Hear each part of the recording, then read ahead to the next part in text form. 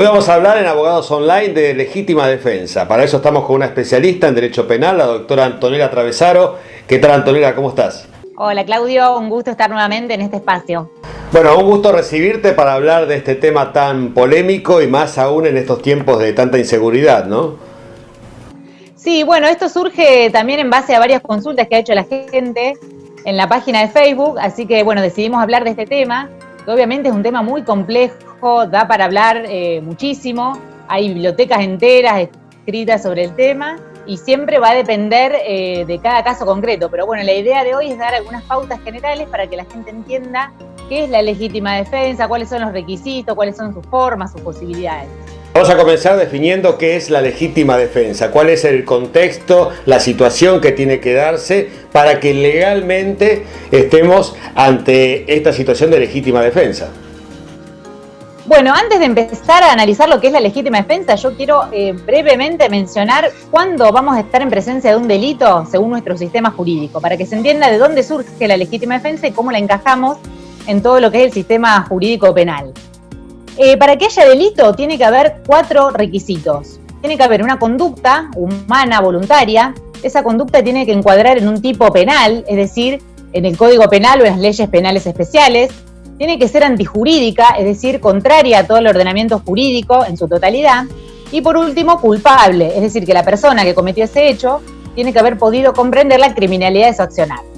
La legítima defensa aparece entonces como una causa de justificación que elimina la antijuricidad, convierte a una conducta penalmente típica en permitida cuando se dan determinadas circunstancias.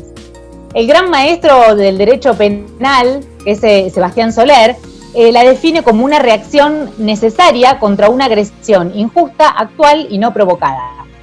En nuestro Código Penal, la legítima defensa se regula en el artículo 34, incisos 6 y 7. En el inciso 6 se regula lo que es la defensa propia y en el inciso 7 lo que es la defensa de terceros. Y se tienen que dar 3 circunstancias para que estemos en presencia de una legítima defensa. En primer lugar, la agresión ilegítima. En segundo lugar, la necesidad racional del medio empleado para impedirlo o repelerla. Y en tercer lugar, la falta de provocación suficiente por parte del que se defiende. Vamos a empezar a analizar brevemente cada uno de estos requisitos. Insisto, cada requisito da bibliotecas enteras y se va a terminar discutiendo en relación a la prueba que haya en cada caso concreto, pero bueno, la idea es dar pautas generales. Bien, para definir la legítima defensa tenemos que primero ponernos del lado del atacante, para poder entender la figura de agresión ilegítima. Esto trata sobre el accionar de nuestro atacante, de quien nos estamos defendiendo. En lo que hace la agresión ilegítima, tanto la doctrina como la jurisprudencia han entendido que no necesariamente esa agresión tiene que encuadrar en un tipo penal, no tiene que ser sí o sí un delito esa agresión ilegítima, sino que la agresión ilegítima se entiende como una amenaza, como un acometimiento, como un ataque, la amenaza a un mal. Así se debe entender como un sinónimo de lo que es agresión ilegítima. Contra esa justamente agresión ilegítima, la acción de defensa que yo debo emprender debe ser necesaria. Es decir, que sin esa defensa yo no podría haber tutelado los bienes jurídicos que están en juego. Pero además de necesaria, tiene que ser proporcional, es decir, tiene que haber una relación comparativa respecto al ataque. Por ejemplo, si el atacante me pega una trompada y yo me defiendo matándolo con un arma de fuego, probablemente ahí no estemos hablando de una legítima defensa. Si bien esa defensa que yo emprendo pudo haber sido necesaria, porque si no yo de otra manera no podría haberme defendido de esa trompada, cuando vamos a analizar la proporcionalidad, vemos que no era proporcional porque yo hubiera podido obtener el mismo fin con un medio menos lesivo.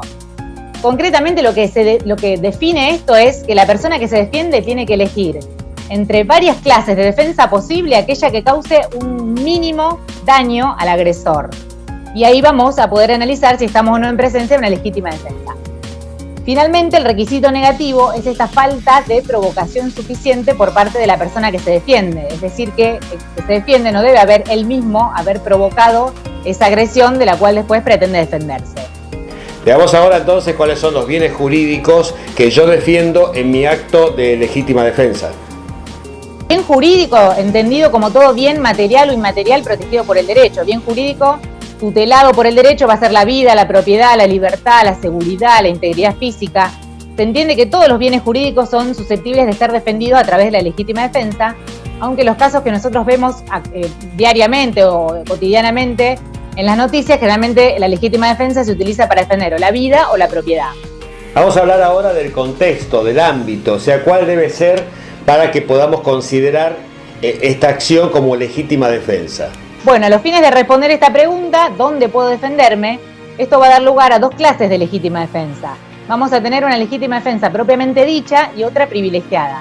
La propiamente dicha implica que yo me puedo defender en cualquier lugar y la privilegiada se define como aquella que se produce dentro de un hogar, dentro de mi casa. En ese sentido, hay una fuerte presunción de legitimidad si yo me defiendo dentro de mi casa. La propia ley, el propio Código Penal, dice que se entenderá que concurren en esta circunstancia cuando estamos hablando, por ejemplo, que durante la noche se rechace el escalamiento, la fractura de un cerco, el ingreso a mi domicilio, o si yo me encuentro con un extraño dentro de mi hogar, siempre que haya habido resistencia, se entiende que esa es una legítima defensa privilegiada porque hay una presunción de legitimidad, de que si yo estoy en mi casa, dentro de mi casa, obviamente voy a poder defenderme. También puede darse que yo esté actuando en defensa de otra persona, ¿cierto? Como anticipé, el inciso 7 del artículo 34 regula lo que es la defensa de terceros. Es decir, que yo no solamente me voy a poder defender a mí misma, sino que puedo defender a otra persona. Para esto se tienen que dar los mismos requisitos que antes mencionamos, y en el caso de que el agredido haya él provocado esa agresión, ese tercero defensor no tiene que haber participado de la agresión para que se dé la legítima defensa. Algo muy polemizado es saber qué pasa si yo actúo en legítima defensa habiendo llamado a la policía. ¿Qué pasa si en lugar de esperar al móvil policial, yo en el mientras tanto ataco, me defiendo? Bueno, en rigor de verdad esa pregunta, está muy buena la pregunta porque la legítima defensa fue concebida como un mecanismo frente a un ataque inminente, es decir, se supone que la persona ante la inmediatez del ataque no tiene otra posibilidad de defenderse más que con este instituto. De manera que si se puede probar que yo pude recurrir antes de defenderme de matar al atacante, por ejemplo, pude recurrir al auxilio policial o al auxilio de otra persona, probablemente se entienda que ahí no estemos en presencia de la legítima defensa. Veamos qué pasa con el después. ¿Qué efectos puede tener sobre mí la legítima defensa? O sea, ¿pueden llegar a quedarme luego antecedentes penales? Si el juez de la causa considera que se ha probado esta causa de justificación, que es la legítima defensa, va a desligar completamente al acusado o al imputado del hecho.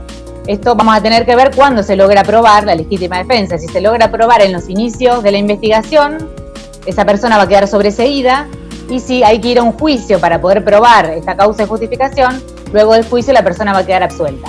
Lo que implica obviamente que esta persona no va a tener ningún tipo de antecedentes penales. Y mientras todo esto se demuestra, ¿cabe la detención de la persona que ejerció su defensa? Sí, como te digo, si esto se logra analizar en los inicios de la investigación, probablemente la persona esté detenida hasta que se pueda lograr probar la causa de justificación, que va a ser a cargo del propio imputado probar que él actuó en legítima defensa y no de la Fiscalía. Pero si esto se logra probar en un juicio, por ejemplo, hay un homicidio, por la pena en expectativa que prevé ese delito, probablemente la persona llegue detenida al juicio. Vamos a ver ahora entonces cuáles son los excesos en la legítima defensa. Sí, el exceso en la legítima defensa está regulado en el artículo 35 del Código Penal, y acá el requisito que falta o que falla es el de la necesariedad o proporcionalidad. Tengamos en cuenta, para que quede claro, que para que exista legítima defensa, como antes mencionamos, tienen que darse los tres requisitos. Si no se dan los tres requisitos, no hay legítima defensa. Y si el requisito que falla o que falta es el de la necesariedad o proporcionalidad, estamos en presencia, podemos llegar a estar en presencia, hay que evaluar cada caso concreto, de un exceso en la legítima defensa. Que la consecuencia de esto va a ser, acá no se va a desligar a la persona del hecho, sino que se le va a aplicar una pena del delito culposo o imprudente en lugar de un delito doloso. Por ejemplo, si yo mato a alguien con exceso en la legítima defensa, en lugar de aplicarme la pena del homicidio simple, por ejemplo, que va de 8 a 25 años, se me va a aplicar la pena de un delito culposo, que obviamente es mucho menor que la del delito doloso. Ha habido casos últimamente que han copado todos los medios, cuando personas asaltadas, en algunos casos han salido a perseguir al atacante, ya incumpliendo los requisitos que vos mencionabas. Lo que hay que analizar en cada caso concreto son estos tres requisitos, y generalmente el requisito más controvertido justamente es el de la necesariedad y proporcionalidad. Como te digo, si yo pude evitar ser atacada con otro medio menos lesivo y decidí igualmente de bronca o por odio matar al atacante, probablemente no estemos en presencia de una legítima defensa, podremos estar en presencia de un exceso o directamente no hay legítima defensa y se tratará de un homicidio simple o un homicidio calificado. Pero va a depender de cada caso concreto y lleva un análisis muy pormenorizado de cada uno de los requisitos y sobre todo de la prueba que se pueda rendir en la investigación. Como mensaje final, creo que tenemos que defendernos cuando ya evidentemente no nos queda otra instancia. Es una situación que no es cómoda para nadie. Entonces, recurrir a esta defensa cuando verdaderamente nuestra vida corre riesgo. Sí, en realidad, por eso te digo, tenés que elegir, más allá de que vos ves peligrar tu vida, si tenés varias posibilidades de defenderte, si podés, por ejemplo, amortiguar ese ataque solamente exhibiendo un arma de fuego, o disparando al aire, o disparando a la rodilla de la persona y no necesariamente matándolo, debemos siempre optar por utilizar el medio menos lesivo contra el agresor. Bueno, Antonella, muchas gracias. Hasta aquí llegamos con este video. Todos aquellos que quieran comunicarse con la doctora Atravesaro, bueno, aquí al costado aparecen todos sus datos, su WhatsApp para que puedan enviarle un mensaje a ella, como a cualquiera de los profesionales de esta página también pueden enviarle su consulta a través de WhatsApp. Todos aquellos que nos están viendo, bueno, pueden suscribirse en nuestra página si es que están en YouTube, activar la campanita para que les avise de próximos videos y nos volvemos a encontrar en la próxima aquí en Abogados Online. Gracias.